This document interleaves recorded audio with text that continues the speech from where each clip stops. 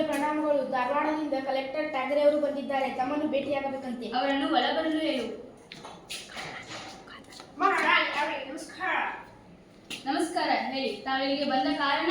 ರಾಜ ಶಿವಲಿಂಗನ ಮರಣ ನಂತರ ತಾವು ಅರ್ಧ ಮಗುವನ್ನು ದತ್ತು ತೆಗೆದುಕೊಳ್ಳುವಂತೆ. ಅದಕ್ಕೂ ನಿಮಗೂ ಯಾವ ಸಂಬಂಧ ತಿಳಿಯಲಿಲ್ಲ. ಮಹಾರಾಣಿ ಅವರೇ, ತಾವು ದತ್ತು ತೆಗೆದುಕೊಳ್ಳುವ ಮೊದಲು ನಮ್ಮ ಪರ್ಮಿಷನ್ ಮುಂಜಾನೆ ತೆಗೆದುಕೊಳ್ಳಲಿಲ್ಲ. ಅದಕ್ಕಾಗಿ ನಾನು ಈ ದತ್ತವನ್ನು ಅಕ್ಸೆಪ್ಟ್ ಮಾಡುವುದಿಲ್ಲ, ಅಂದರೆ ಒಪ್ಪುವುದಿಲ್ಲ. ಕಲೆಕ್ಟರ್ ಸಾಹೇಬರೇ, ನಮ್ಮ ಕೆಲಸಗಳಲ್ಲಿ ಬೇರೆಯವರ ಯಾರು ಕೈ ಹಾಕುವುದು ನಮಗೆ ಎಲ್ಲಷ್ಟು ಇಷ್ಟವಿಲ್ಲ, ತಿಳಿಯಿತೆ? ಹಾಗಿದ್ದರೆ ಮಹಾರಾಣಿ ಅವರೇ, ನಾನು ಈ ವಿಷಯವನ್ನು ಮಿಸ್ಟರ್ ಚಾಪ್ಲಿನ್ ಅವರಿಗೆ ಬರೆಯಬೇಕಾಗುತ್ತದೆ. ಮಿಸ್ಟರ್ ಚಾಪ್ಲಿನ್ ಅವರಿಗೆ ನಾನು ಬರೆಯುವೆ. ಅವರು ಶಾಂತಿ ಒಪ್ಪಂದಕ್ಕೆ ಸಿದ್ಧವಾದರೆ ಒಳ್ಳೆಯದು. ಯುದ್ಧವೇ ಅವರ ಪರ್ಯಾಯವಾದರೆ ನಾವೇನು ಹಿಂದೆ ಸರಿಯುವುದಿಲ್ಲ. ಮಹಾರಾಣಿ ಅವರೇ, ಬಹುಶಃ ನಿಮಗೆ ಮಾಡ್ತಂತಿದೆ. ಟಿಪ್ಪು ಸುಲ್ತಾನ್ ಹಾಗೂ ಮರಾಠ ಪೇಶ್ವೆ ಅವರಿಗೆ ಆಳುವ ಸ್ಥಿತಿ ಮಾಡ್ತಂತಿದೆ. ಕಲೆಕ್ಟರ್ ಸಾಹೇಬರೇ, ತಾವು ನಮಗೆ ಸಲ್ಲದ ಬೆದರಿಕೆ ತೋರದಿದ್ದರೆ ಒಳಿತು. ನಿಮ್ಮ ಮನಬಂದಂತೆ ಮಾಡುವ ವರ್ತನೆಯನ್ನು ನಾವೇನು ಖಂಡಿತ ಸಹಿಸುವುದಿಲ್ಲ. ಏನೇ ಆಗಲಿ ನಾವು ನಿಮ್ಮನ್ನು ಎದುರಿಸಿಯೇ ತೀರುತ್ತೇವೆ. ಹಾಗೆ ಹೇಳು ಕಳಿಸಿ ನಿಮ್ಮ ಚಾಪ್ಲಿನ್ ಸಾಹೇಬರಿಗೆ. ಇಂದು ನೀವು ನಮ್ಮನ್ನು ಬಕ್ಕಲೆ ಸಲಹೆ ನೀಡುತ್ತೀರಿ, ನಾಳೆ ತೆವಲಲು ಹೇಳಬಹುದು.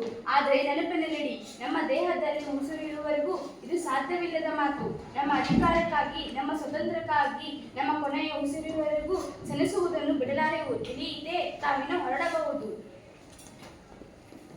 ರಾಣಿ ಮಾತಿಗೆ ಜಯವಾಗಲಿ. ಈಗ ನಮಗೇನು ಆಜ್ಞೆ ರಾಣಿ ಮಾತಾ? ರಾಯಣ್ಣ, ನಾವೀಗ ಆಂಗ್ಲರೊಂದಿಗೆ ವೈರತ್ವವನ್ನು ಕಟ್ಟಿಕೊಂಡಂತಾಗಿದೆ. ಈಗ ನಾವು ಮೊದಲಿಗಿಂತ ಹೆಚ್ಚಿನ ಜಾಗೃತರಾಗಿರಬೇಕು. ರಾಯನ್, ಆಂಗ್ಲರೀಗ ಕೆಣಕಿದ ಹಾವಿನಂತಿದ್ದಾರೆ. ಹೌದು ರಾಜಮಾತೆ, ಈಗ ನಾವು ಹೆಚ್ಚಿನ ಸಿದ್ಧತೆ ಮಾಡಿಕೊಳ್ಳುತ್ತೇವೆ. ಸೈನಿಕರಿಗೆ ಬೇಕಿರುವ ತೋಪು ಮದ್ದುಗೊಂಡು ಸಿದ್ಧತೆ ಮಾಡಲು ಹೇಳುತ್ತೇನೆ. ತಾವು ಚಿಂತಿಸಬೇಕಿಲ್ಲ.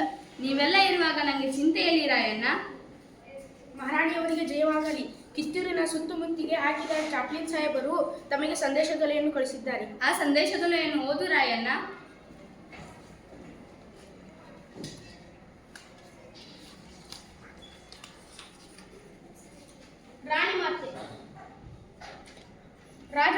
ರಾಜಮಾತೆ, ನಾವು ಆಂಗ್ಲ ಸೈನಿಕರನ್ನು ಸೆರೆಯಿಂದ ಬಿಡಿಸಿದರೆ ಮಾತ್ರ ಅವರು ಶಾಂತಿಗೆ ಸಿದ್ಧರಂತೆ. ಹಾಗೂ ರಾಣಿ ಮಾತೆ ಆತ್ಮಸಮರ್ಪಣೆ ಮಾಡಿದರೆ ಮಾತ್ರ ಕಿತ್ತೂರಿನ ಮೇಲಿನ ಮುತ್ತಿಗೆಯನ್ನು ಹಿಂದೆ ತೆಗೆದುಕೊಳ್ಳುವರಂತೆ. ಇಲ್ಲ, ಎಂದಿಗೂ ಇಲ್ಲ. ನಾನೆಂದು ಅವರಿಗೆ ಆತ್ಮಸಮರ್ಪಣೆಯನ್ನು ಮಾಡುವುದಿಲ್ಲ. ಯುದ್ಧದಲ್ಲಿ ನಾನು ಗೆಲ್ಲದಿದ್ದರೂ ಸರಿ, ಆದರೆ ಕಿತ್ತೂರಿನ ಸ್ವಾಭಿಮಾನ ನನ್ನ ಜೀವಕ್ಕಾಗಿ ಬಲಿ ಕೊಡಲಾರೆ. ಕಿತ್ತೂರಿನ ಗೌರವಕ್ಕೆ ಚ್ಯುತಿ ಬರುವುದಕ್ಕಿಂತ ನನ್ನ ಸಾವನ್ನು ನಾನು ಸಹ ಪ್ರಭಾರಿ ಸ್ವೀಕರಿಸಬಲ್ಲೆ.